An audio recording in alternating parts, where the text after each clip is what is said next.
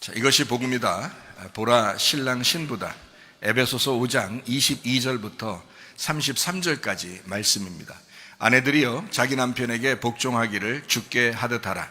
이는 남편이 아내의 머리됨이 그리스도께서 교회의 머리됨과 같음이니 그가 바로 몸의 구주시니라. 그러므로 교회가 그리스도에게 하듯 아내들도 범사에 자기 남편에게 복종할지니라. 남편들아 아내 사랑하기를 그리스도께서 교회를 사랑하시고 그 교회를 위하여 자신을 주심같이 하라. 이는 곧 물로 씻어 말씀으로 깨끗하게 하사 거룩하게 하시고 자기 앞에 영광스러운 교회로 세우사 티나 주름 잡힌 것이나 이런 것들이 없이 거룩하고 흠이 없게 하려 하심이라. 이와 같이 남편들도 자기 아내 사랑하기를 자기 자신같이 할지니 자기 아내를 사랑하는 자는 자기를 사랑하는 것이라. 누구든지 언제나 자기 육체를 미워하지 않고 오직 양육하여 보호하기를 그리스도께서 교회에게 함과 같이 하나니 우리는 그 몸의 지체임이라. 그러므로 사람이 부모를 떠나 그의 아내와 합하여 그 둘이 한 육체가 될지니 이 비밀이 크도다. 나는 그리스도와 교회에 대하여 말하노라. 그러나 너희도 각각 자기 아내 사랑하기를 자신같이 하고 아내도 자기 남편을 존경하라. 아멘. 구약의 복음이 있습니다. 이사야 53장 5절 말씀입니다. 주님이 찔리신 것은 우리 허물 때문이요 주님이 상하신 것은 우리 죄악 때문이라. 주님이 징계를 받음으로 우리가 평화를 누리게 되었고 주님이 채찍에 맞음으로 우리가 나음을 얻게 되었습니다. 고린도후서 6장 2절 말씀 보니까 보라 지금이라. 은혜 받는 것도 구원받는 것도 바로 지금입니다. 늘 우리는 지금을 살아가고 있는 사람이죠. 그래서 은혜도 구원도 바로 지금입니다. 믿음의 결론이라고 하는 게 영혼의 구원이에요. 그래서 우리는 삶이라고 하는 우리 삶을 계속해서 이제 영혼의 구원을 위해서 살아가는 거죠. 그게 쉬운 게 아닙니다. 예수님이 우리를 구원했다고 해서 한꺼번에 바뀌고 그러는 게 아니에요. 우리의 삶이거든요. 그 삶이라고 하는 것을 계속 살아가야 되는 거예요. 그 살아가는데 가장 영향을 미친 것이 뭐냐면 우리의 운명이에요. 땅의 운명.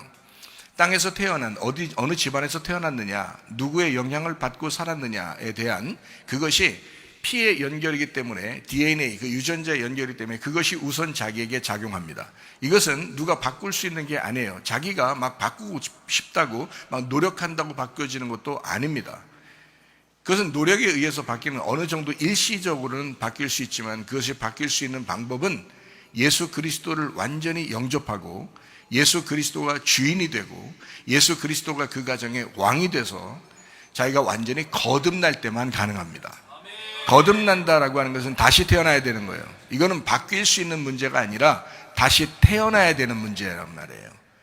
그러니까 여러분이 영혼의 구원에 대해서 정말 내가 영혼의 구원 받고 싶다, 영혼의 구원을 받아야지 라고 막 주장한다고 그렇게 기도한다고 되는 게 아니에요. 이건 다시 태어나야 되는 겁니다. 예수 그리스도 안에서 다시 태어나는 것을 성경은 뭐라고 그러냐? 거듭남이라고 그래요. 이거를 중생이라고 말합니다. 그걸 구원이라고 말해요. 그래서 회개하라고 하는 거거든요. 회개가 철저하게 이루어지지 않으면 구원받을 수 없어요. 십자가의 죽음이 완전히 자기에게 오지 않으면 부활이라는 건 없다고요. 그래서 이 두 가지가 함께 있는 것을 복음이라고 말한다고요. 그래서 율법이 먼저 와서 나를 치고 심판하고 나를 죽여야, 그래야 복음이라는 은혜를 받게 된다는 겁니다. 땅의 운명을 파괴시키러 오시는 분이 바로 주님이셔요. 그래서 예수 그리스도의 성령이 여러분에게 진짜 임했다면 땅의 운명은 다 파괴될 것입니다. 그럼 만약에 진짜 예수가 오지 않았다면 여러분의 영혼은 질질 끌려다닐 거예요. 그 귀신의 영향력 안에 계속 끌려다닐 것이고 땅의 운명에 계속 질질 끌려다닐 것입니다. 자기 성격 하나 바꾸지도 못하고 그냥 끌려다니면서 살다가 그대로 마칠 거라고 인생이에요. 그게 무슨 영혼의 구원이냐고요. 영혼의 구원이라고 하는 것은 철저한 회개가 있어야 합니다. 믿음의 결론이 영혼의 구원이라고요. 자기가 못 바꿔요. 사람들이 못 바꿉니다. 다시 태어나지 않으면 바뀌어질 수가 없는 거예요. 그래서 어느 집안에서 태어났느냐에 따라서 굉장히 중요하다고요. 그게요. 어느 집안에 태어났느냐, 이거 굉장히 중요해요. 자기 인생을 결정하는 거라고요. 그럼에도 불구하고 우리가 교회에 나왔습니다. 예수 그리스도를 영접했어요. 그러면 예수 그리스도에게 다시 태어나야죠. 하나님 아버지가 우리 아버지다. 나는 이곳에서 다시 태어나야 된다. 철저하게 자기의 운명을 갈아 껴야죠. 바꾸셔야 합니다. 이것이 거듭남이라니까요. 그게 중생이라고요. 그걸 구원이라고 말한다고요. 철저하게 구원받지도 못했으면서 그냥 대충 교회 다니면 구원받았다고 생각하는 그런 어리석은 사람이 얼마나 많은가? 십자가의 죽음을 경험하지 못하고 그냥 부활하면서 입만 외쳐다면서 그냥 주여 주여 하면서 교회 다니는 사람이 얼마나 많은가? 말이 안 됩니다. 새로 태어나셔야 합니다. 새롭게 시작하셔야 합니다. 나로부터 시작되리? 아니요, 주님께로부터 시작되리. 다시 태어나야 합니다. 여러분은 바꿀 수가 없어요. 예수 그리스도가 바꿔주셔야 돼요. 영과 진리로 예배 드리시길 바랍니다. 진리가 여러분을 자유하게 할 것입니다. 에베소 5장의 22절부터 33절까지의 이 말씀은 남편과 아내에 대한 이야기를 합니다. 아내와 남편에 대한 이야기를 합니다. 근데 분명히 결론적으로 뭐라고 얘기하냐면 내가 얘기하는 것은 그리스도와 교회를 얘기하는 것이다 라고 분명히 바울이 거기에다가 써놨습니다. 그리스도와 교회에 대한 이야기가 신랑과 신부에 대한 이야기, 남편과 아내에 대한 이야기다 라고 이야기한 거죠. 그렇게 가정생활이라고 하는 것은요 굉장히 중요합니다. 가정생활이라는 건 굉장히 중요해요. 이것이 교회 생활과 똑같은 거예요. 그래서 교회 생활과 가정생활은 같은 거예요. 그래서 교회 회복이 가정의 회복이고요, 가정의 회복이 교회 회복입니다. 여러분 어떻게 하시겠어요? 성령님이 여러분을 지배하시길 바랍니다. 성령의 충만을 받으시기를 바랍니다. 그것이 해답이에요. 성령님께 의지하지 않으니까 자기 생각대로 사는 거예요. 자기 결핍에 의해서 그냥 살아가는 거예요. 자기를 좀 알아달라는 거예요. 아니 알아주지 뭐 안 알아줘요. 그걸 알아주죠. 알아주는 사람도 있어요. 그렇지만 알아줘서 뭐 어떡하려고, 알아줘서 뭐가 그렇게 해결되는데, 자기 알아달라고 막 질질 짜고 웁니다. 알아줘서 어떡할 건데요? 예수를 만나셔야 돼. 예수님이 여러분을 알아주셔야 돼. 예수님이. 제가 만약에 참 이런 말씀들을 제가 듣는다면요 저는 몸부림칠 것 같아요. 거듭나기 위해서, 다시 태어나기 위해서, 진짜 회개하기 위해서 저는 몸부림칠 것 같아요. 왜냐하면 믿음의 결론이 영혼의 구원이에요. 천국 가는 거 그냥 막 갈 수 없어요. 다 가는 게 아닙니다. 그렇다면 내가 내 자신의 영혼을 위해서 가장 내 영혼을 사랑하는 게 난데 몸부림칠 것 같아요. 저는 가정과 교회가 회복되는 한 해가 되시기를 축원합니다.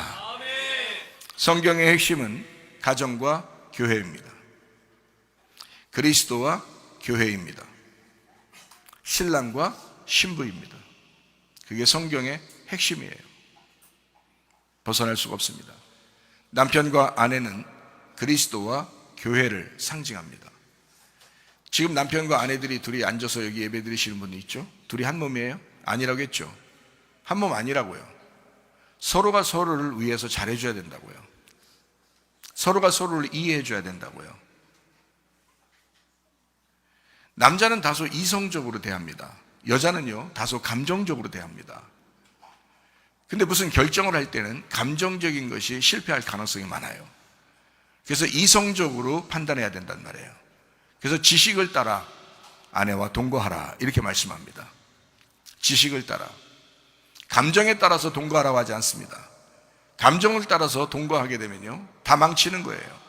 지식을 따라. 그래서 배워야 되는 거예요. 여러분 지식이 있어야 됩니다. 내 백성이 지식이 없어서 망하는 거야. 가정들이 왜 회복되지 않느냐? 지식이 없어서 그러는 거야. 나라와 민족이 왜 회복되지 않느냐? 지식이 없어서 그러는 거야. 정치, 경제, 문화, 예술 모든 게, 종교 모든 게요 지금 어수선한 하나입니다. 지금 어수선하다는 말이에요. 어느 것 하나 진실하지 못해요. 거짓이 판을 치고 자기만 알아달라고 하고. 이런 때에 여러분과 저는 성경 말씀을 지식을 따라 정확하게 말씀을 깨닫고 가정에서도 교회에서도 지식을 따라 동거하고 지식을 따라 행동하고 지식을 따라 살아라 이 말이에요. 지식이 없으니까 망하는 거예요. 자기 뜻대로 사는 거예요. 감정이니까 자기를 알아달라고 하는 거니까. 그게 결핍이라고요. 그게 자존심이라고요. 다 내려놔야 합니다. 그거 거듭나라고 하잖아요. 그거 회개하라고 하잖아요. 잘 안 돼. 왜? 자라난 배경이 달라. 자라난 배경이 달라. 그러면 거듭나려고 내가 몸부림쳐야지. 안 그렇습니까? 땅의 운명은 여러분 못 바꿉니다. 여러분 바꾼다고 노력하는 건 그건 일시적입니다. 못 바꿔요. 거듭나지 않으면 안 바뀌더라고요. 회개하지 않으면 안 바뀌더라고요. 알면서도 자기 자신이 고칠 수 있는 것은, 스스로 그 능력이 오는 것은 주님이 들어올 때입니다. 주님이 들어와야 그게 스스로 알고, 그래, 내가 내 운명이 이랬었지, 내가 원래 이런 사람이었지. 그러니까 스스로 바뀌는 거예요. 스스로 자꾸. 왜? 자동적으로 돼야지. 그때그때만 생각이 나서 자꾸 이것을 바꿀 수 있어야죠. 자기 감정에 의해서 막 하는 게 아니고 지식을 따라. 왜요? 통제기관이 들어왔단 말이에요. 통제기관이. 하나님의 성령의 통제기관이 들어왔단 말이에요. 그러니까 지식을 따라 바뀌어져야 바뀌는 거라 이 말이에요. 여러분 스스로 못 바꿔요. 땅의 운명은 지긋지긋하게 죽을 때까지 갑니다. 여러분, 하나님의 성령이 여러분을 지배하셔야 합니다. 하나님의 성령의 충만함이 여러분에게 오셔야 합니다. 다른 것으로는 바뀔 수가 없다고요. 제가 몇 번을 얘기합니까? 하나님의 성령만이 우리를 바꿔놓을 수 있습니다. 남편과 아내는 그리스도와 교회입니다. 하나님을 대하듯이 남편을 존중해야 합니다. 실제로 여러분 그렇게 하고 있습니까? 하나님을 대하듯이 남편을 존중해야 된다고요. 왜 이 말은 빼뜨려 놓고 여자가 감정적이니까 자기 사랑하라고 했다고 하는 거야. 하나님이 자기를 사랑하라고, 하나님이 남편이 아내를 사랑하라고 했잖아요 라고 그것만 주장한다면 다소 감정적입니다. 여자의 감정은 빨리 통제를 받아야 돼요. 왜 그런지 아십니까? 감정적으로 행동하지 말라고 성경에 존경하라고 하는 거예요. 남편에게 복종하라 그러는 거야. 왜 그런지 알아요? 너는 감정적이야. 여자들은 주로 감정적으로 태어났어. 그게 남자하고 여자하고 다르게 태어났다고. 어떻게 똑같이 태어났겠어요? 다르게 태어났지. 그러니까 여자는 남자를 사랑할 수가 없어요. 분명히 성경을 알아야지. 여자가 남자를 사랑할 수 있습니까? 못해. 그냥 복종하라 그런 거야. 왜? 감정이 앞서니까. 사랑은 지식에서 나오는 겁니다. 사랑은 알아서 나와야 된다는 거예요. 지식에서 나오는 이성적인 거기 때문에 사랑은 남자밖에 못하는 거예요. 그래서 남자가 여자를 사랑하라 이렇게 말하는 거예요. 그리스도가 교회를 사랑했듯이 남자는 아내를 사랑해줘라 라고 하는 거예요. 이성적으로. 그래서 여자를 위해서 살아가려고 하는 거예요. 남자들이. 근데 여자는 감정적이기 때문에 그때그때마다 변해. 어차피 변해. 그러니까 하나님도 다 알아 그거를. 너희들 감정적이잖아. 니네가 사랑한다고 아무리 남편한테 얘기해봐라. 그게 사랑인가? 그게 사랑이 아니야. 그래서 그냥 복종해. 그냥 존경하고 복종해봐. 그러면 사랑이 그냥 나올 거야. 그냥. 너희들은 감정적이니까 진짜 사랑을 못해. 감정적인 것은요 사랑이 아닙니다. 하나님이 감정적으로 이 땅에 오셔요? 하나님이 감정적으로 구원하십니까? 아니에요. 계획에 의하여 언약을 따라, 말씀을 따라, 지식으로 우리와 동거하기 위해서 이 땅에 오셔서 구원하시는 겁니다. 그러니까 철저하게 구원해 버리시는 거예요. 예수님이 기도하죠. 내 뜻대로 마옵시고 아버지의 뜻대로 되기를 원하나이다. 내 원대로 마옵시고 아버지의 원대로 되기를 원하나이다. 왜요? 그 언약대로 이루어지기를 원합니다. 하나님은 그게 감정이었다면 말이에요, 예수님은 그때 그 감정을 폭발시켰을지도 모릅니다. 죽음을 앞에 두고 있으니까. 그러나 아버지의 언약은 감정이 아니란 말이에요. 하나님의 성경책에 그렇게 오랫동안 구약 성경을 통해서 써왔다고요. 그 말씀대로 이루어지기를 원합니다. 하나님께서 이성적으로 지식적으로 우리를 사랑하겠다고, 이 땅 인류를 사랑하겠다고 나를 보내신 그 사실을, 그거를 내가 이행하겠습니다. 그 원대로 되어지기를 원합니다. 그 뜻대로 되어지기를 원합니다. 내가 감정에 의해서는 죽고 싶지 않지만 아버지의 언약에 의해서는 내가 죽기를 원합니다. 아버지가 그렇게 원하신다면 그 지식을 따라 이성적으로 내가 신부를 구하겠습니다. 내 목숨을 버려 신부를 구하겠습니다. 아버지의 원대로 그 지식을 따라 구하겠습니다. 그게 십자가의 죽음이에요. 여러분 알기나 하셔요? 남편과 아내의 역할이 다릅니다. 남편은 아내를 자기 몸처럼 사랑해야 합니다. 그러나 여자는 남편에게 복종하셔야 합니다. 제대로 복종이나 해보고 얘기해 보세요. 제대로 복종이나 하고 얘기해 보시라고요. 남편이 여러분과 함께 사는 것은 진정한 사랑 때문입니다. 사랑 아니면 뭐하러 살겠어요? 사랑 아니면 뭐하러 살겠냐고. 남편이 아내야. 그런 여러분 만나서 뭐하러 살겠냐고. 서로 다른 사람 만나가지고. 남편이 여러분 사랑하기로 결심하고 결혼했으면 아내는 남편에게 복종하고 존경하고 성경 말씀대로 한번 해보고, 아니다 싶은 남자면 예수 그리스도와 함께 살겠다 하고서 헤어지면 되는 거예요. 그러나 그 남자가 예수님 닮아 살겠다고 한다면 따라 복종해. 그러면 되는 거 아니에요? 왜 이렇게 감정적이냐고 사람들이. 지식을 배우세요. 하나님의 말씀에 지식을 배우시라고요. 그 말씀대로 순종 한번 해보시라고요. 남편은 자기 몸을 아끼듯이 아내를 사랑해야 된다고 그러고, 아내는 남편을 무조건 복종하고 존경해 보라 그러는 거예요. 그거 실천해 보라는 거예요. 베드로전서 3장 1절부터 7절까지 말씀입니다. 아내들아, 이와 같이 자기 남편에게 순종하라. 이는 혹 말씀을 순종하지 않는 자라도 말로 말미암지 않고 그 아내의 행실로 말미암아 구원을 받게 하려 함이니 너희의 두려워하며 정결한 행실을 봄이라.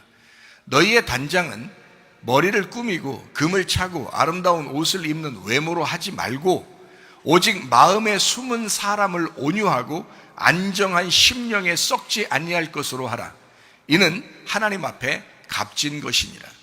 전에 하나님께 소망을 두었던 거룩한 부녀들도 이와 같이 자기 남편에게 순종함으로 자기를 단장하였나니 사라가 아브라함을 주라 칭하여 순종한 것 같이 너희는 선을 행하고 아무 두려운 일에도 놀라지 아니하면 그의 딸이 된 것이니라.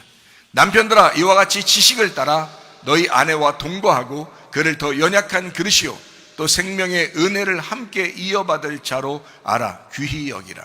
이는 너희 기도가 막히지 아니하게 하려 함이라. 여자가 왜 연약한 그릇인지 알겠죠? 여러분 여자들이요, 이해 가십니까? 자기가 왜 연약한 그릇인지? 감정적이기 때문에 그래요. 감정이 깨지기 때문에 그렇습니다. 그래서 연약한 그릇이라 그러는 거예요. 감정적인 여자들이요, 성경에 뭐라고 얘기하나요? 남편에게 복종하라. 남편은 어떻게 하나요? 그 감정적인 여자들을 유리그릇 다루듯이 조심해 다뤄줘라. 깨진다, 불쌍하다. 그거 깨지면 그거 본드나 풀로 붙이기가 힘들다, 유리그릇은.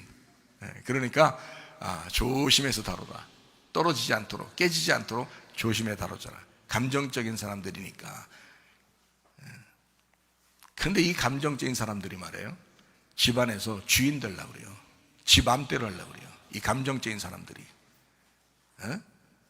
남편한테 복종하라 했더니 지 맘대로 하려고 그래요. 자기가 주인인 줄 알아. 아니, 성경 어디에 여자가 주인이라고 나와요? 이건 그리스도와 교회에 대한 이야기를 철저하게 가르쳐 주려고 하는 게 성경이에요. 그러면 적어도 세상은 그렇지 않잖아요 라고 말하지만 교회에서는 그렇지 말아야죠. 그 교회에서는 세상과 달라야죠. 교회에서는 성경의 법을 따르는 사람들입니다. 성경의 법을 가장 우선시하는 사람들이 교회 다니는 사람들이에요. 그러면 교회에서는 뭐라고 가르쳐야 하고 여자나 남자는 어떻게 순종하고 어떻게 사랑해야 되는지를 배워야 될 거 아닙니까? 여자들은 감정적이니까 자기 감정 드러내지 말고 일단 순종하라는 거야. 그래서 주인이 아니라니까요. 이성적인 남자들이 주인처럼 진짜 그리스도처럼 교회를 사랑하듯이 이 감정 지수가 높은 이 여자들을 유리그릇 다루듯이 조심해서 그냥 다뤄주라는 거지. 그게 사랑이라는 말입니다. 그렇게 어지간히 해줬으면 여자도 복종해야 될 거 아니에요. 어지간히 해줬으면 땅의 운명을 가지고 끝까지 살아가려고 그럽니까 여러분? 거듭나시라고요. 거듭나시라고. 남편에게 복종하셔요. 여기 우리 교회 다니는 사람들은. 여자를 사랑하시는 건 이미 하고 있으니까 남자들은 교회가 목사님이 남자 편만 들어요. 남자라 그런 거 아니에요. 아니 저도 여자예요. 몰랐어요? 저도 여자라고. 저도 알고 보면 신부예요. 예수님에게 신부라고. 나도 이래봬도 저도 신부라고요. 그래서 여자 마음을 알려고 그래요. 저도 성경을 통해서 신부가 어떤지 저 깨닫고 막 지식을 따라 하려고 얼마나 하는데요. 그리스도의 신부가 되려고. 그리스도의 신부는요 전신갑주 입은 사람입니다. 무장한 사람이에요. 신부는 영적으로 무장한 사람들이에요. 전신갑주 입고 빛의 갑옷을 입은 사람들이에요. 영적 전투에 승리하는 사람들을 그 이기는 자는 하나님이 보상을 해준다. 그게 신부예요. 알기나 알고 신부하셔요. 여러분, 저도 그리스도의 신부입니다. 여러분도 그리스도의 신부들입니다. 우리들이 감정에 의해서 휘둘리는 사람들이기 때문에 우리 주님께서는 아예 죽음으로 우리를 사랑했다는 거예요. 그냥 죽음으로 사랑해줬어. 이미 사랑이 끝났어. 완성됐단 말이에요. 사랑이. 이 감정적인 사람들, 우리가 예수 그리스도를 붙들면 사람이 바뀐다고요. 예수 그리스도를 붙들면 그게 거듭남이라고 한다고. 그걸 다시 태어나. 야, 교회 와서 구원받아야 돼. 너네가 회개해야 돼. 예수 붙들고 거듭나야 돼. 이거 주장하는 게 구원 아닙니까? 생각을 해보세요. 아니 구원받자고 교회 나와놓고 지 승질대로만 살려고 그래. 이게 무슨 구원이에요? 이게 무슨 교회냐고요? 말이 안 된다고. 거듭나시기를 바랍니다. 구원받으시기를 바랍니다. 예수님은 우리의 남편이에요. 우리는 그분의 신부입니다. 성경은 그걸 가르치고 있는 거예요. 예레미야 3장 14절 여호와의 말씀이니라 배역한 자식들아 돌아와라. 나는 너희 남편입니다. 내가 너희를 성읍에서 하나와 족속 중에서 둘을 택하여 너희를 시온으로 데려오겠고. 예레미야 3장 20절 말씀입니다. 그런데 이스라엘 족속아 마치 아내가 그의 남편을 속이고 떠나감같이 너희가 확실히 나를 속였느니라. 여호와의 말씀이니라. 예레미야 31장 32절 말씀. 이 언약은 내가 그들의 조상들의 손을 잡고 애굽 땅에서 인도하여 내던 날에 맺은 것과 같지 아니할 것은 내가 그들의 남편이 되었어도 그들이 내 언약을 깨뜨렸음이라. 여호와의 말씀이니라. 언약 깨뜨린 백성들을 하나님은 어떻게 하셨던가요? 파괴시켜버렸습니다. 멸망시켜버렸다고요. 아내가 말 안 들으니까 멸망시켜버렸다고요. 여러분, 우리 가정들이 막 아내가 말 안 들으면 다 멸망시켜버립니까? 안 그러잖아요. 왜? 같은 신부니까. 우리는 같은 신부로서 어느 정도 남편은 아내를 이해해 준다고요. 말 안 듣는다고 막 언약 깨버리고 그냥 막 다 멸망시켜버리고 헤어지고 그러지 않잖아요. 다 우리 교회 사람들은. 근데 하나님은 무섭게 다 끊어버리고 다 죽여버리고 파괴시켜버리고 멸망시켜버리고 막 포로로 팔아버리고. 하나님 그러시는 하나님. 남편이니까 아내를 위해서 그렇게 했다는 거예요.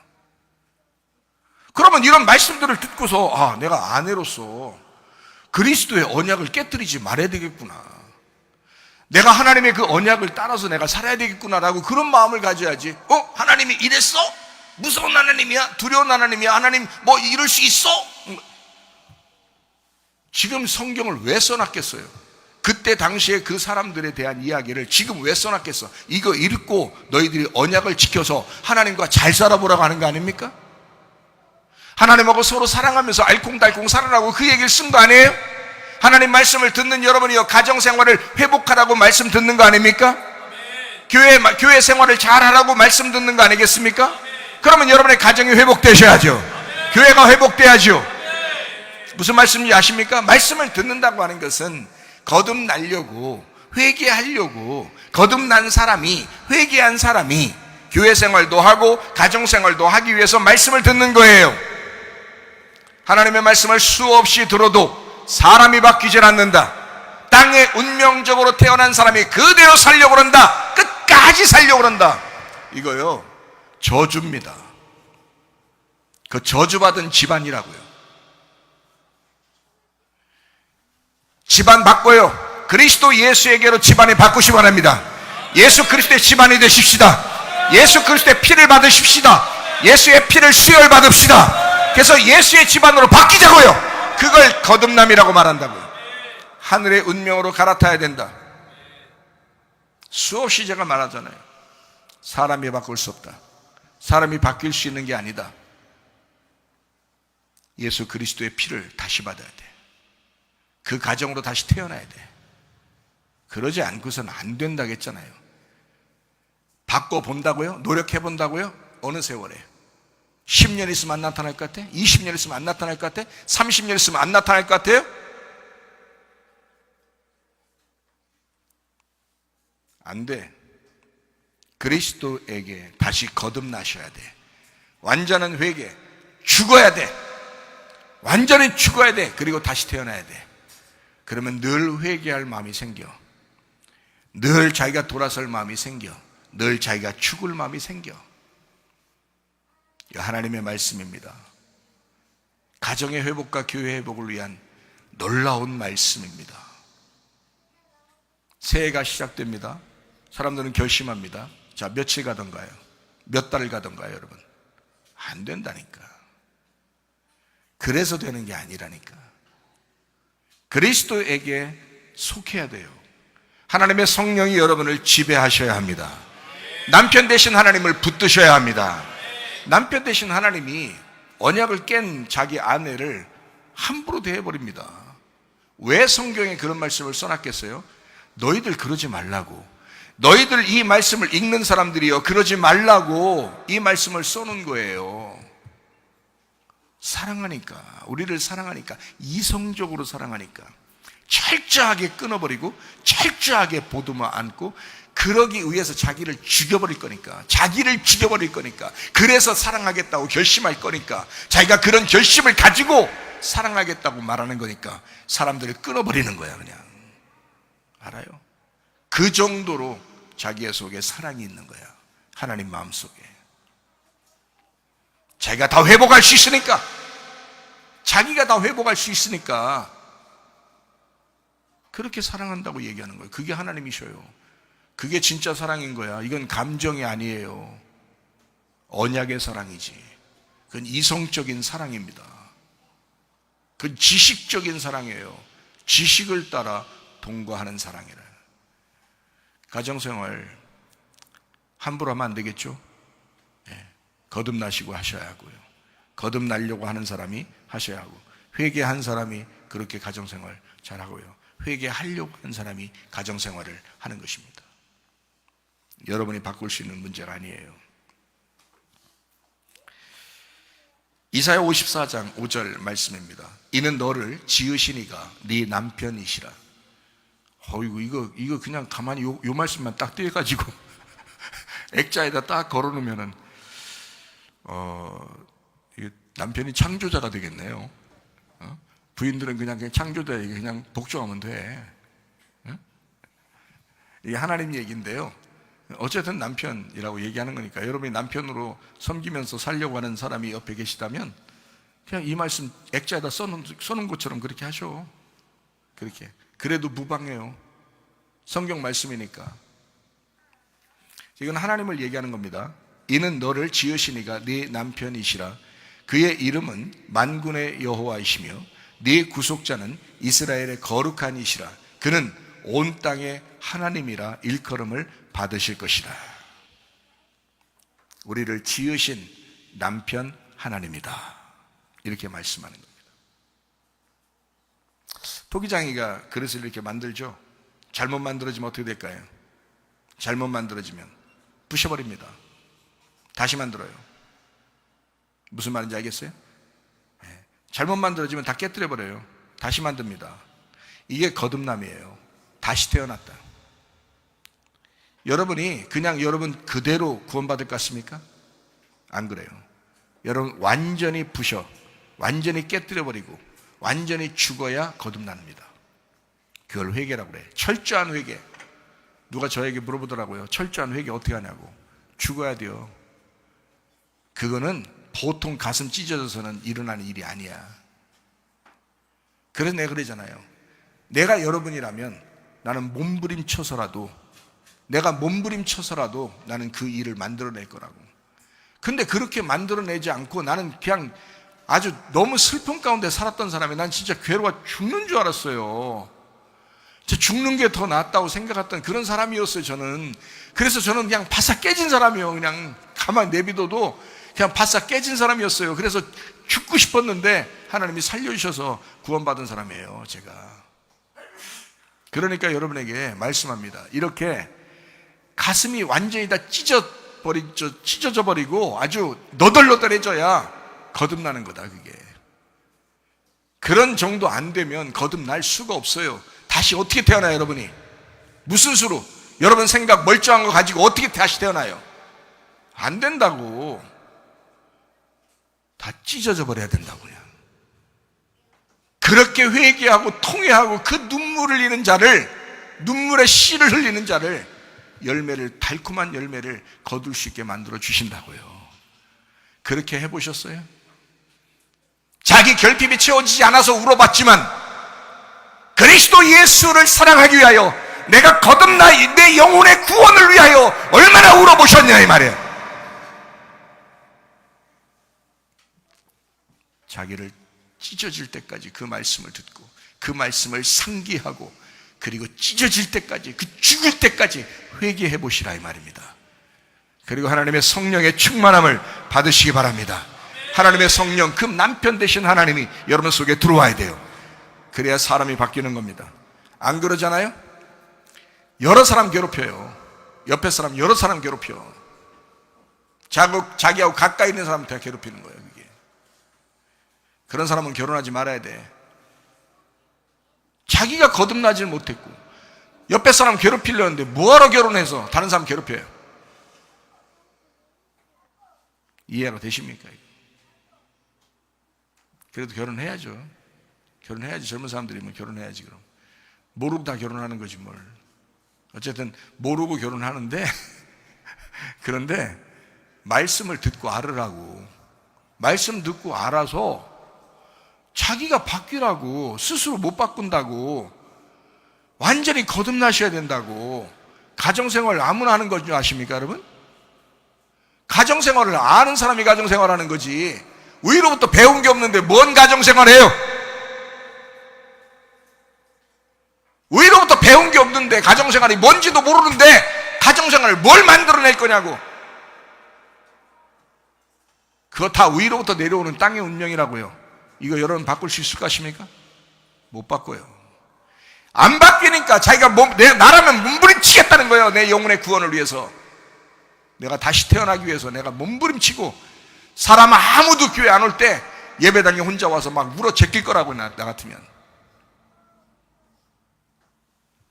그것도 안 하면서, 거듭나려고 하지도 않으면서, 회개하려고 하지도 않으면서, 지 마음대로 살려고 하면서 땅의 운명 그대로 가져온 걸, 바뀌어야 되는데 맨 말만, 주여 주여 바뀌어 주시옵소서 말만. 뭐 하자는겨 그렇게 하고. 무슨 새로운 한 해가 오겠습니까? 무슨 새로운 출발이 오겠어요? 이전 것은 지나갔으니 보라 새 것이 되었도다. 새로운 피조물이 돼야지. 새로운 창조물이 돼야지. 새로 태어나야지. 그게 새로운 피조물이고 새 것이 되었도다. 새날이 왔도다. 이러는 거죠.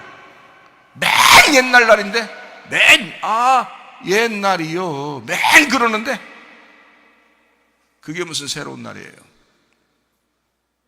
이제 여러분 그러지 마세요. 지치지도 않습니까? 지겹지도 않습니까? 새로운 날을 맞이하시기 바랍니다. 새로운 날. 성령 충만하셔야 새로운 날이 오는 거예요. 남편 대신 하나님이 진짜 남편답게 있으셔야 하고 내가 신부답게 그 남편을 붙들어야 그 날이 오는 거예요. 정신 차리셔. 정신 차리셔요. 이 말씀을 듣는 모든 사람들을 위하여 얘기하는 겁니다. 하나님이 우리와 함께 하시겠다. 그럼에도 불구하고 나는 너희와 함께 할 거야. 이사야 7장 14절 말씀입니다. 그러므로 주께서 친히 징조를 너희에게 주실 것이라. 보라, 처녀가 잉태하여 아들을 낳을 것이요. 그 예수입니다. 예수님이 오실 것이요. 그의 이름을 임마누엘이라 하리라. 이사야 8장 10절 말씀입니다. 너희는 함께 계획하라. 그러나 끝내 이루지 못하리라. 말을 해봐라. 끝내 시행되지 못하리라. 이는 하나님이 우리와 함께 계심이라. 아무것도 안 될 거야. 아주 더럽게 일이 안 풀릴 거야.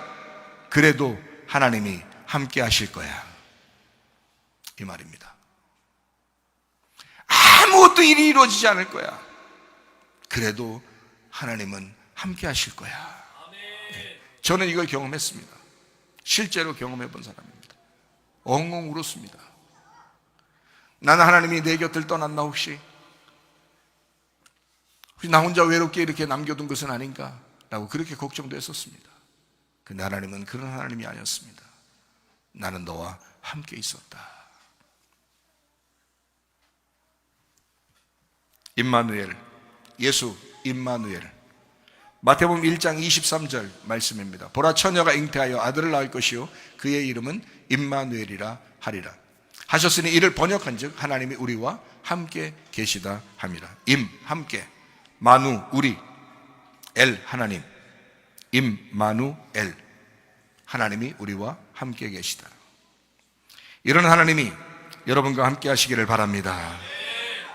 창세기 14장 17절부터 20절까지 말씀입니다. 아브라함이 그들라오멜과 그와 함께한 왕들을 쳐부수고 돌아올 때에 소돔 왕이 사회 골짜기 곧 왕의 골짜기로 나와 그를 영접하였고 살렘 왕 멜기세덱이 떡과 포도주를 가지고 나왔으니 그는 지극히 높으신 하나님의 제사장이었더라. 그가 아브라함에게 축복하여 이르되 천지의 주제이시오 지극히 높으신 하나님이여 아브라함에게 복을 주옵소서. 너의 대적을 네 손에 붙이신 지극히 높으신 하나님을 찬송할지로다 하매 아브라함이 그 얻은 것에서 10분의 1을 멜기세덱에게 주었더라 했습니다. 여러분, 멜기세덱이 아브라함을 찾아왔습니다. 아브라함이 멜기세덱을 불렀나요? 아니면 멜기세덱이 알아서 찾아왔나요? 멜기세덱이 알아서 찾아온 거예요. 왜 찾아왔나요? 아브라함에게 왜 찾아왔어요? 아브라함이 막 오라고 한 것도 아닌데 왜 찾아왔어요? 복을 주고 싶어서 찾아온 겁니다. 복을 주고 싶어서. 떡과 포도주를 가지고 내가 인류를 위하여 죽어야 할 나의 살과 내 피야. 그러면서 너는 복을 받아야 돼. 해서 복을 빌어주기 위해서 의의 왕, 평화의 왕이 오신 겁니다. 일부러 찾아오신 거예요. 복 주고 싶어서. 이런 하나님이 여러분의 하나님은 아니겠습니까? 이런 하나님은 우리의 하나님이십니다. 제사장 되신 예수님은 여러분을 찾아오고 싶어 하십니다. 그런 하나님이시라고요. 주님이 돌아가심으로 우리가 새롭게 되었습니다. 가나안 땅에서 이제 아들이 되도록 축복하시러 오는 그 이야기예요. 아브라함은 여전히 나그네였습니다. 그러나 멜기세덱은 그렇게 여기지 않았어요. 내가 너에게 복을 줄 거야. 복이라고 하는 것은 두 가지가 함께 있어야 복인데 그 두 가지가 어떠한 복이냐면 땅과 아들입니다. 그래서 그 땅을 아브라함에게 허락해야 하고 그리고 아들을 주어야 됩니다. 그게 하나님의 복이에요. 자, 그래서 창세기 12장 1절부터 4절까지 말씀은 이렇게 말합니다. 여호와께서 아브라함에게 이르시되 너는 너의 고향과 친척과 아버지의 집을 떠나 내가 네게 보여줄 땅으로 가라 라고 합니다. 내가 너로 큰 민족을 이루고 네게 복을 주어 네 이름을 창대하게 하리니 너는 복이 될지라. 너를 축복하는 자에게는 내가 복을 내리고 너를 저주하는 자에게는 내가 저주하리니 땅의 모든 족속이 너로 말미암아 복을 얻을 것이라 하신지라. 이 아브라함이 여호와의 말씀을 따라갔고 롯도 그와 함께 갔으며 아브라함이 하란을 떠날 때 75세였더라. 예. 하나님께서 약속하신 이 말씀을 끝까지 믿어야 돼요. 언제 아들이 생겼죠? 이삭이라는 아들이 100세입니다. 그러면 몇 년 동안 기다려 있어야 돼요. 그 믿음을 지키고 믿음을 간직하고 몇 년 동안 있어야 돼요? 25년 동안을 기다리고 있어야 됩니다. 25년 동안을. 변함없이 하나님이 나에게 아들 주실 거야, 아들 주실 거야, 이거를 25년을 기다리고 있었어야 돼요. 중간중간에 실패도 했지만 아브라함에게는 결국 하나님이 아들을 주셨습니다. 그 땅도 차지하게 하셨습니다. 아브라함과 이삭과 야곱을 통해서 그 이스라엘 백성들이 그 가나안 땅을 차지하게 되고요, 그리고 거기에서 아들들을 낳게 됩니다. 무슨 말씀인지 아시죠? 하나님은 땅과 아들을 축복의 약속으로 주시는 겁니다. 왜 그럴까요? 성경의 가르침이기 때문에 그렇습니다. 에덴 동산을 하나님이 허락하시고 그 가운데 선악과와 생명나무를 주십니다. 자, 에덴 동산이라는 땅을 주시죠. 그리고 그 안에 나무를 주시죠. 아들입니다. 생명나무 대신 예수님, 아들을 주신 거예요. 땅을 주시죠. 아들을 주십니다. 자, 내 양심이 있습니다. 내 양심이라는 땅이 있습니다. 여기에 예수님의 말씀이 들어오면 축복이 되는 것입니다. 여러분의 양심 속에 하나님의 말씀이 들어가면 축복이란, 여러분의 가정이라는 땅이 있습니다. 거기에 예수의 말씀이 들어가면 축복입니다. 우리 교회가 있습니다. 이 교회라는 땅에 예수의 말씀이 있으면 축복입니다. 그럼 말씀이 없으면 저주입니다. 말씀이 없는 가정, 말씀이 없는 교회, 저주받은 것입니다. 말씀이 살아있어야 합니다. 그러므로 여러분과 저는 말씀을 보호해야 되는 거예요. 말씀을 보호해야 될 책임을 집사들이 가지고 있다고요. 마태복음 2장 17절 18절 말씀이요, 선지자 예레미야를 통하여 말씀하신 바 라마에서 슬퍼하며 크게 통곡하는 소리가 들리니 라헬이 그 자식을 위하여 애곡하는 것이라. 그가 자식이 없으므로 의로 받기를 거절하였도다 함이 이루어졌느니라. 아들 안 나타나니까, 아들 안 나니까, 아들을 못 나니까요 슬퍼하며 애통했다, 그렇게 말씀합니다. 예레미야 31장 15절 말씀입니다. 여호와께서 이와 같이 말씀하시니라. 라마에서 슬퍼하며 통곡하는 소리가 들리니 라헬이 그 자식 때문에 애국하는 것이라. 그가 자식이 없어져서 위로 받기를 거절하는도다. 라헬은 아기를 못 낳아서 울었습니다. 그리고 얼마나 슬펐겠어요. 자기가 죽은 배니까, 배가 죽은 배가 된 거거든요. 아기를 못 낳으면 배가 죽은 거라고 여겨졌거든요, 성경에서는. 자, 그러니 얼마나 슬퍼했겠어요. 그리고 아들이 이제 주셨습니다. 하나님이 복으로 요셉을 주셨습니다. 그 다음에 베냐민까지 줬습니다. 근데 이 베냐민을 이제 잉태하고 낳을 때, 베냐민을 낳을 때 라헬이 죽습니다, 실제로. 그래서 이 베냐민을 낳으면서 이름을 베노니, 슬픔의 아들이라. 너는 나를 슬프게 하는 자로다. 네가 슬픔을 안고 이 땅에 태어났구나. 베노니, 슬픔의 아들, 슬픔의 아들이요. 근데 그것을 야곱이 이 아이를 받고 뭐라고 이름을 바꾸냐면 베냐민이라고 바꿔요. 이 아들은 오른손의 아들이 될 거야. 이 아들은 부활의 예수가 될 거야. 죽음의 예수가 이 땅에 와서 부활의 예수가 될 거야 라고 야곱이 이름을 바꿔줘요. 베노니를 베냐민으로. 이 라헬이 죽은 곳이 있습니다. 창세기 35장 18절 19절 말씀입니다. 그가 죽게 되어 그의 혼이 떠나려 할 때 아들의 이름을 베노니라 불렀으나 그의 아버지는 그를 베냐민이라 불렀더라. 라헬의 죽음에 에브랏 곧 베들레헴 길에 장사되었다. 베들레헴에 장사된 라헬, 그리고 예수님은 여지없이 하나님의 놀라운 역전의 용사 하나님은 베들레헴에 자기 아들을 태어나게 만드는 거예요. 자기 아들을 베들레헴에서 태어나게 만들어요. 성탄이 베들레헴에서 일어나게 만듭니다. 베노니가 베냐민이 되도록 만드는 역사, 하나님의 역사입니다. 그런 하나님이 여러분의 하나님이시기를 바랍니다. 에베소서 5장 22절부터 33절까지 말씀을 읽고 마치도록 하겠습니다. 아내들이여 자기 남편에게 복종하기를 주께 하듯 하라. 이는 남편이 아내의 머리됨이 그리스도께서 교회의 머리됨과 같음이니 그가 바로 몸의 구주시니라. 그러므로 교회가 그리스도에게 하듯 아내들도 범사에 자기 남편에게 복종하일지니라. 남편들아 아내 사랑하기를 그리스도께서 교회를 사랑하시고 그 교회를 위하여 자신을 주심같이 하라. 이는 곧 물로 씻어 말씀으로 깨끗하게 하사 거룩하게 하시고 자기 앞에 영광스러운 교회로 세우사 티나 주름 잡힌 것이나 이런 것들이 없이 거룩하고 흠이 없게 하려 하심이라. 이와 같이 남편들도 자기 아내 사랑하기를 자기 자신같이 할지니 자기 아내를 사랑하는 자는 자기를 사랑하는 것이라. 누구든지 언제나 자기 육체를 미워하지 않고 오직 양육하여 보호하기를 그리스도께서 교회에게 함과 같이 하나니 우리는 그 몸의 지체임이라. 그러므로 사람이 부모를 떠나 그의 아내와 합하여 그 둘이 한 육체가 될지니 이 비밀이 크도다. 나는 그리스도와 교회에 대하여 말하노라. 그러나 너희도 각각 자기 아내 사랑하기를 자신같이 하고 아내도 자기 남편을 존경하라. 신부와 신랑, 땅과 아들에 대한 이야기, 교회와 예수에 대한 이야기, 새 예루살렘과 어린 양에 대한 이야기입니다. 자, 어때요? 성경이 처음부터 끝에까지가 이 이야기입니다. 땅과 아들에 대한 이야기죠. 신부와 신랑에 대한 이야기, 땅과 아들에 대한 이야기, 교회와 예수에 대한 이야기, 예루살렘과 새 예루살렘과 어린 양에 대한 이야기. 성경의 결론을 아시겠습니까? 여러분, 진정한 축복이라고 하는 것은 여러분 땅에 하나님의 아들이 심겨져야 할 때입니다. 그때가 진정한 축복이라. 말로만 축복 새날이 올까요? 새날이 올까요? 이건 축복이 아닙니다. 여러분의 마음 가운데 하나님의 아들이 심겨져야 돼. 이게 진짜 축복이라고 하는 것입니다.